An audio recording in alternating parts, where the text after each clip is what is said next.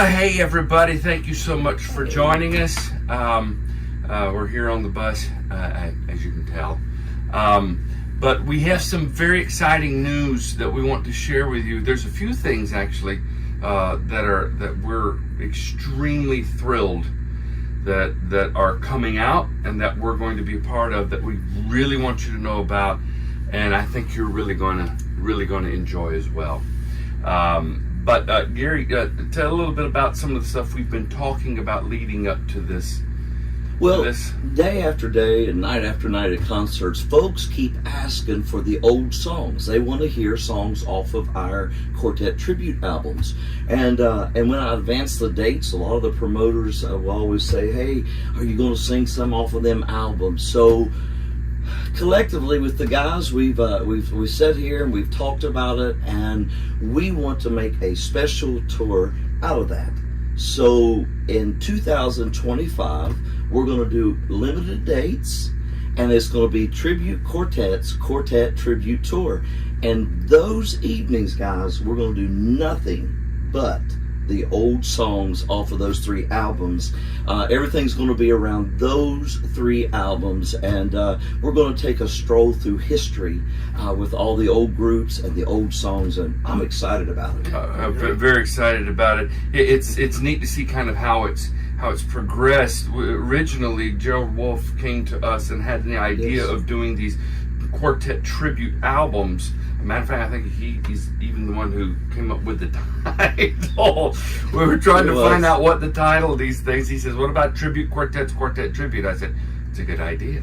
So it started from that, and you know, for us, these kind of songs are like, the only way I can describe it, it's like karaoke. I don't know if you've ever seen people sing karaoke. They're singing songs that they grew up listening to, that they love singing, they love singing. And for us, it's going back to, we're reaching back to sing those songs on these albums from way back when we were kids to us, and songs that made an indelible mark on our hearts and our lives. And so to be able to present this as a tour of just those songs from Volume 1, Volume 2, and Volume 3 that was just released last year, we're really thrilled about that. We really are. Yeah. And the cool thing about it is it's also given us another opportunity, because when I came to the group, my first project into the group was Living the Stories, followed by Quartet 2. Yeah. So Ian came on and we did Quartet 3, and then we went back and had Ian put his vocal on Quartet 2, and now this has opened the door for us to go back, and Ian and I have gone back and put our vocal on Quartet 1. So when we do the tour, what you will see live is going to be what the CDs will be, and it's just, we're so excited to get to go back and do. There's some great material on that, some great songs. and we got to kind of interpret it our way. So it's a neat thing. Yeah, absolutely. I love the idea of the Quartet Tribute series being the current tribute group. I just love that idea, the whole branding of that. Plus, my entire time I've been here, which it has been an amazing time, my favorite stuff that we do is the Quartet tribute stuff every night. I personally, I could go every single night and just sing the Quartet tribute stuff and be perfectly happy. I love it. It's my bread and butter. It's what I grew up with, and my favorite stuff here. So I was super excited when I first came to the group, and the very first thing I did was go back and put my voice on Quartet Tribute 2, which was super exciting for me. And then, you and I both have been kind of at Gary, like, can we do number 1? We need to do number 1. And then finally getting to do that, I mean, it's very, very exciting. Hey, Ian, tell them a little bit about your experience in the studio on Volume 2 when you first came with Tribute Quartet. Well, you talking about with Gerald? Yeah. Listen, I'd never worked with Gerald Wolf in a professional capacity, and I was always really intimidated by Gerald. He's just such a presence, and I was so excited, but I was so nervous too, because I wanted to make a good impression. And of course, I knew the stuff because I loved the stuff, but we got in there, and Gerald, I guess he felt more comfortable with my abilities than I realized he was going to, because he would give very little to no feedback at all. I would sing and it would be done. There'd be no feedback. But if ever I messed up, which that day wasn't very often, but when I would mess up, he wouldn't tell me what I did wrong. He wouldn't give me advice. He'd hit the talk back button, which is the button they hit in the studio so you can hear him in your headphones, hear him talk to you. He'd hit that talk back button and he'd look at me and go, "No." And then he would just, that would be it. That's all he would say to me is no. And then I would be like, okay, well, so I know what he wants different. And then I would just, I knew what I'd done wrong or what I'd messed up. And so it's funny because Mr. Gerald and I, to this day, I'll just look at him and I'll go, "No." And that's the only feedback I got from him in the studio the entire time. Well, but be comforted in the fact that, Tam and I were out and about that day, and we decided we were close enough we were going to drop by, and we go walking in. We were walking in, and Ian's in the middle of a take in there, and we go walking into the control room, and Gerald's sitting there at the console next to the engineer.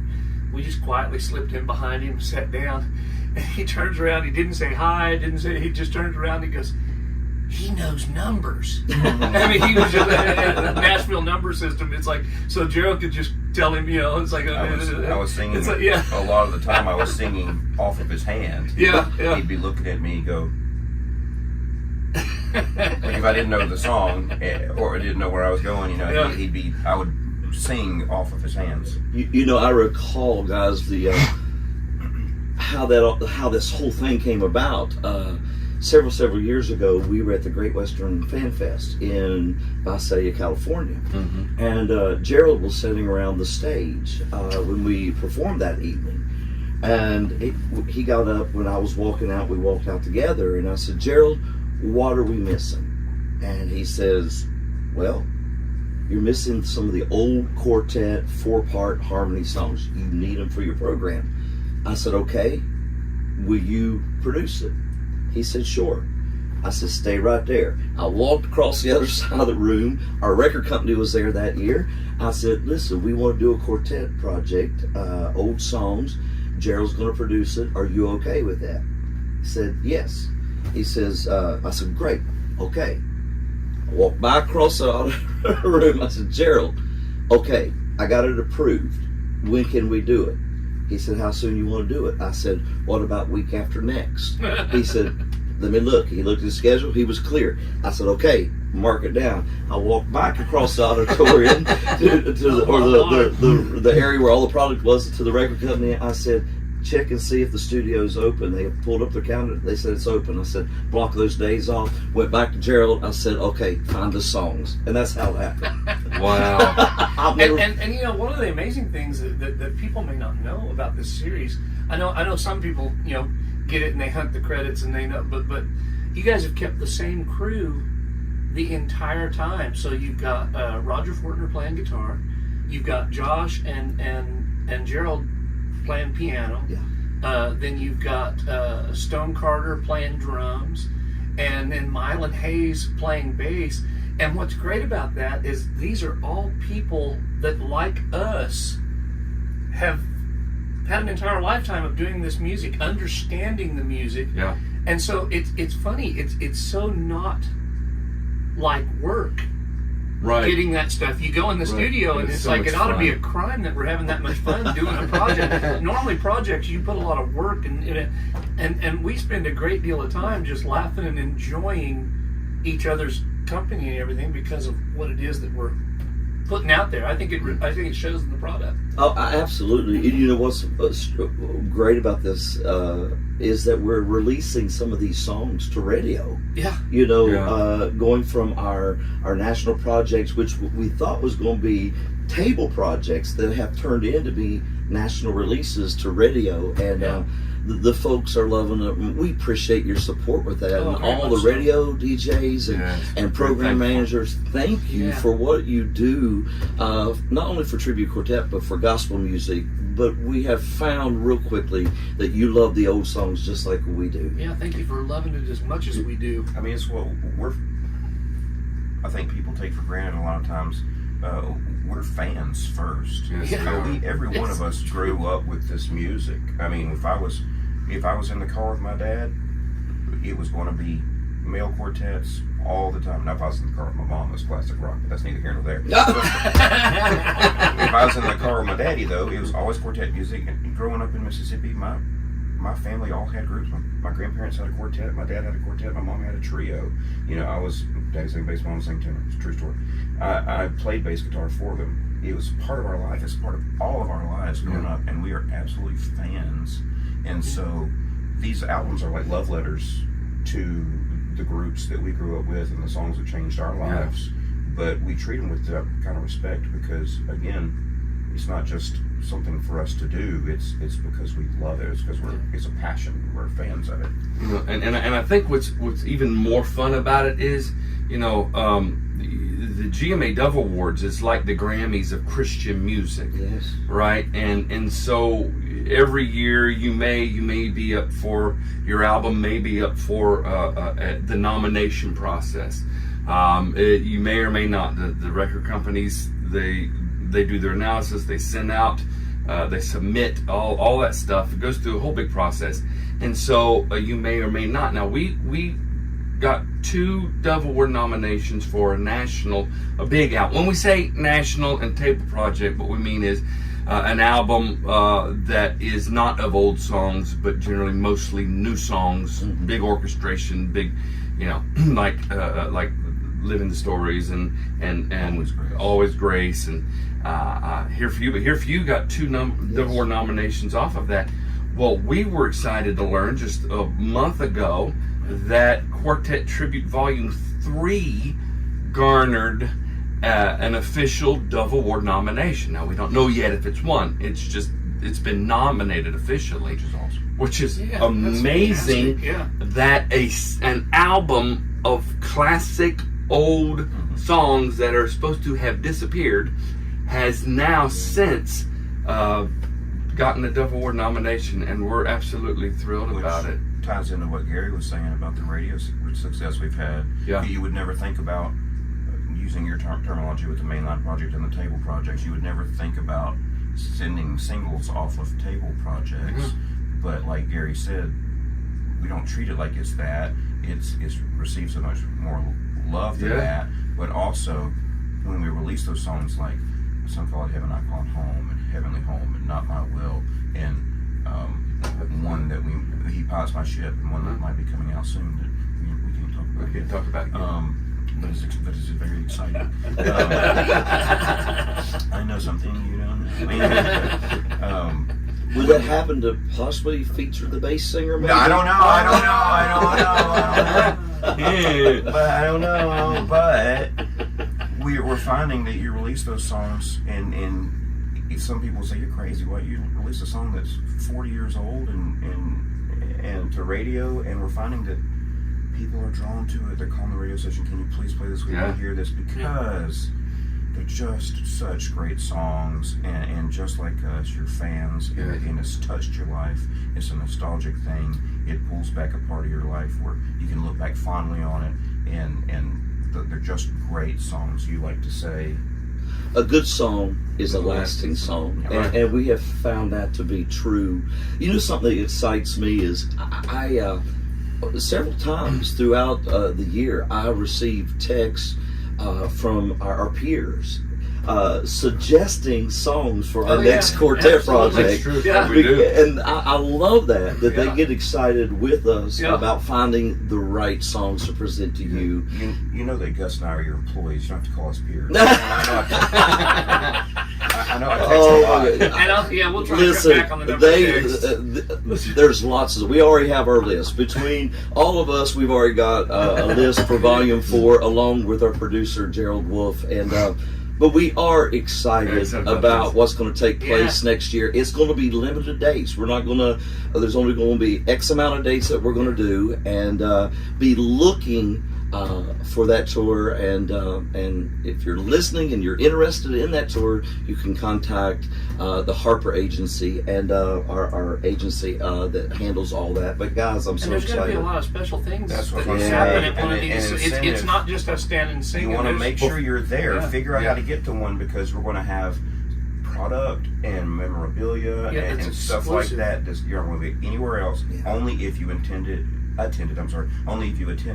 quartet tribute, quartet tribute concert. Right. And so, exciting things. Is definitely worth making the effort to find how to be to one.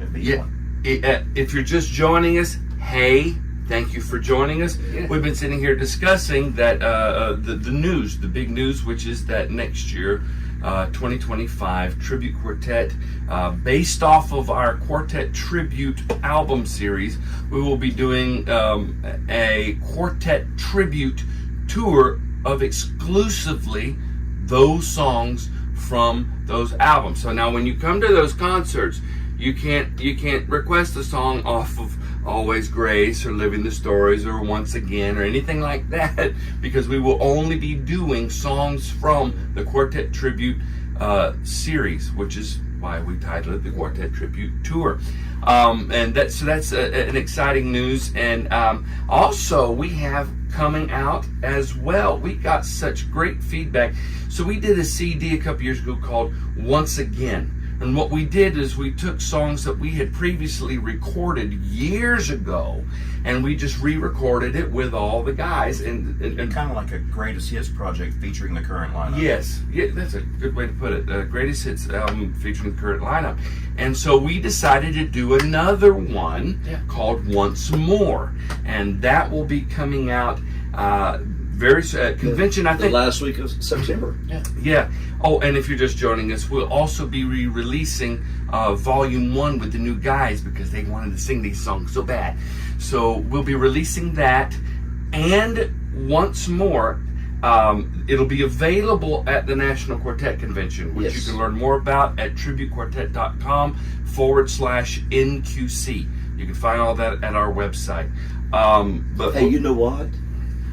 We're going to do an Alaskan cruise next year. We'll yeah, probably even that. do some of them old Excited songs about on the that, Alaskan cruise. Yep. We'd love for you to come and be a part of that. yeah, if you haven't heard about that yet, we are going. It's with Greater Vision. IMC concerts, In Touch Ministries, and Inspiration Travel. We'll be traveling to Alaska from Seattle on the cruise ship. Great lineup of artists. Greater Vision, Booth Brothers, Jim and Melissa Brady, Signature Sound Quartet, Kana's Voice, Taranda, Liberty Quartet, Dennis Swanberg. Yep. It's going to be... And even Jaron Davis, the one who wrote We Are Standing on That's Holy right. Ground. It's trip of a lifetime. It's going to be fabulous, absolutely. Well, we've all been, and we can attest that it is an amazing, amazing place to go see. A beautiful trip. So now those two albums, Quartet Tribute Volume 1, the re-release of that, and Once More are going to be available at the National Quartet Convention first. That's right. where it's going to be available Very first.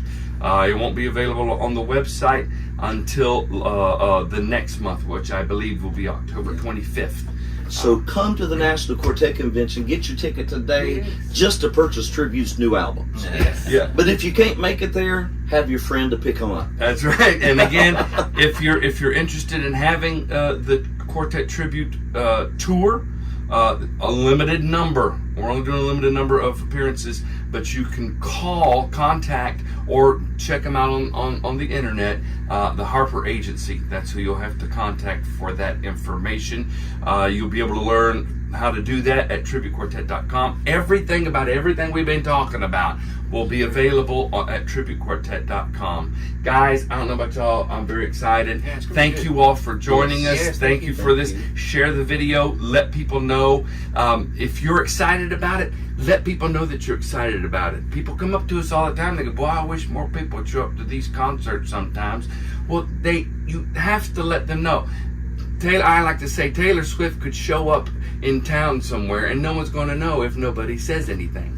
So please, Who's okay? Yeah, Gary we don't know. Hey, Gary doesn't know who regardless. With the Rambos. Okay. Oh, okay. Taylor Swift saying Okay. Rambos, right? So tell people, share the news, be excited It's about something he would know, you know. Hey, is there anything else that you guys would like to share? No, I just want to say this to all the listeners out there, to radio.